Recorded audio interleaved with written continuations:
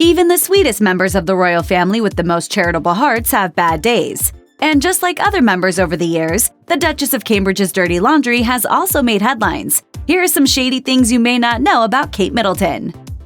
In November 2018, a report from The Sun claimed that Meghan Markle made Middleton cry during a bridesmaid dress fitting before Markle's wedding to Prince Harry. In Meghan and Harry's bombshell 2021 interview with Oprah Winfrey on CBS, she said that this account of the incident was not true, adding, "The reverse happened, and I don't say that to be disparaging to anyone, because it was a really hard week of the wedding, and she was upset about something." Markle said Kate, quote, owned it and apologized, and the women had gotten over it when the story went public months later. Markle went on to say, "I would hope that she would have wanted that corrected, and maybe in the same way that the palace wouldn't let anybody else negate it, they wouldn't let her." Still, Markle called the way the incident was handled a turning point in her relationship with Harry's family. Royal author Katie Nickel told OK Magazine that Middleton has never wanted any suggestion of a rift with Markle to come out in the press, and to have to relive it again is, quote, very hard for the Duchess. This is a lot of drama over dresses, and the sisters-in-law now have a new layer to clear up, but they're probably not going to be sipping tea together in the near future. When royals become parents, they have a team of people to help them raise their children as they carry out their responsibilities to the public. But parenting under such an intense spotlight comes with a lot of scrutinies. For example, the Duke and Duchess of Cambridge were criticized for taking a vacation without their son Prince George when he was 7 months old, as the Daily Mail reported. William and Kate stayed in the capital of the Maldives in March 2013. The trip was billed as a second honeymoon, and the publication noted that the couple was accompanied by several taxpayer-funded Scotland Yard detectives. The romantic trip took place just a month after William went on a 4-day hunting holiday in Spain with Prince Harry. As for Kate, she had recently returned from a family holiday with a full group of police bodyguards. In a separate article, the Daily Mail reported a supposed storm of protest. One blogger sarcastically wrote at the time, "Well, they need a holiday. Him to recover from the shooting holiday in Spain a couple of weeks ago, and her to recover from the holiday last month. I think she may even have put on a posh frock and worked for a couple of hours in between. No wonder they're exhausted." Meghan and Harry put the royal family in a state of crisis after their interview with Oprah, according to People magazine. But I've got to do something for my own mental health, for my wife's, and for Archie's as well, because I could see where this was headed. The couple spoke about much more than a tiff over bridesmaids' dresses, including racially insensitive questions about their son Archie's skin color from a family member. And you're not going to tell me who had the conversation? I think that would be very damaging to them. Meghan also claimed she was denied help from one of the, quote, senior people who advises the family at a time when she felt she didn't want to be alive anymore. A source told the magazine that the acting members of the royal family were angry at Harry and Meghan after the interview.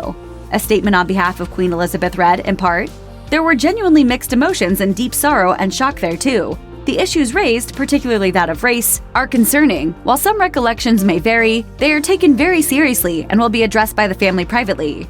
But I also am acutely aware of where my family stand and how scared they are.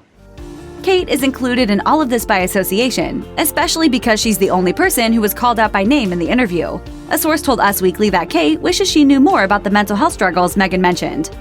If you or someone you know is having suicidal thoughts, please call the National Suicide Prevention Lifeline at 1-800-273-TALK. That's 1-800-273-8255.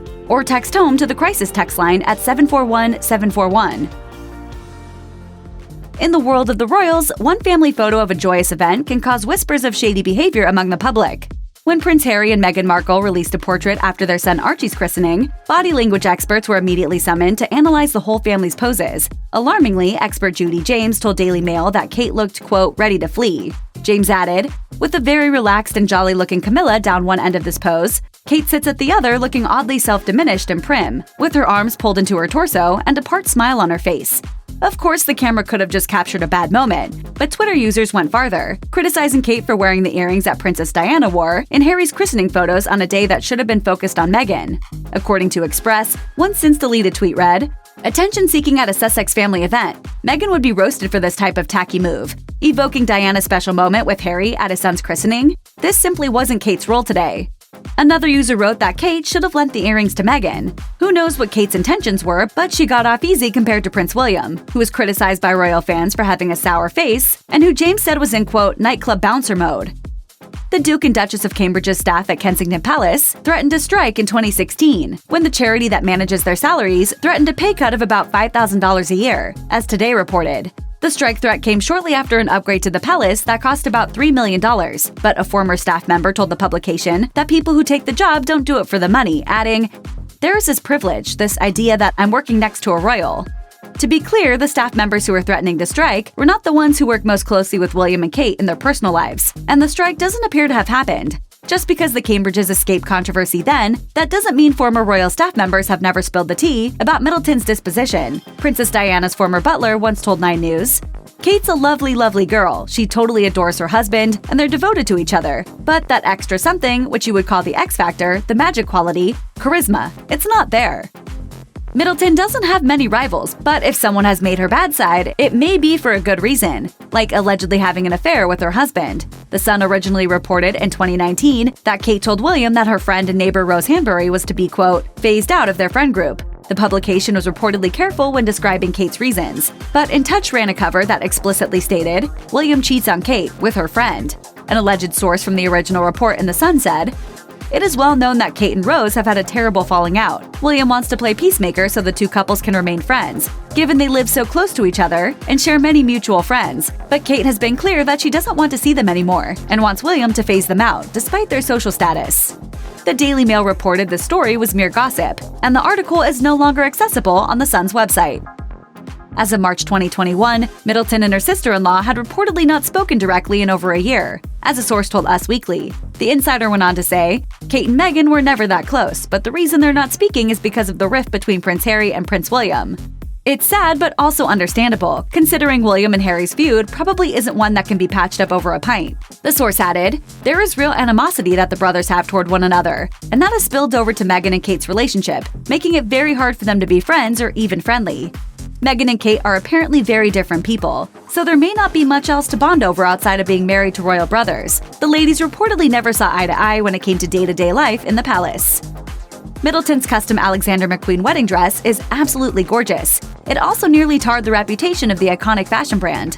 5 years after the Cambridges were married, a British bridal designer, Christine Kendall, sued Alexander McQueen for breach of copyright, naming creative director Sarah Burton. According to The Times, Kendall's lawyer said her client's designs were, quote, unfairly taken and copied. To be fair, neither Kate nor the palace was involved in the suit, but Kendall had submitted her designs to the palace as part of an open call for ideas. Kendall reportedly got a thank you note from the office of Prince William and Prince Harry, but Kate's spokesperson told The Times that the Duchess never laid eyes on the sketches in question. Alexander McQueen has strongly denied the allegations. A brand rep said in a statement, "Sarah Burton never saw any of Miss Kendall's designs or sketches and did not know of Miss Kendall before Miss Kendall got in touch with us, some 13 months after the wedding. We do not know why Miss Kendall has raised this again, but there are no ifs, buts, or maybes here. This claim is ridiculous."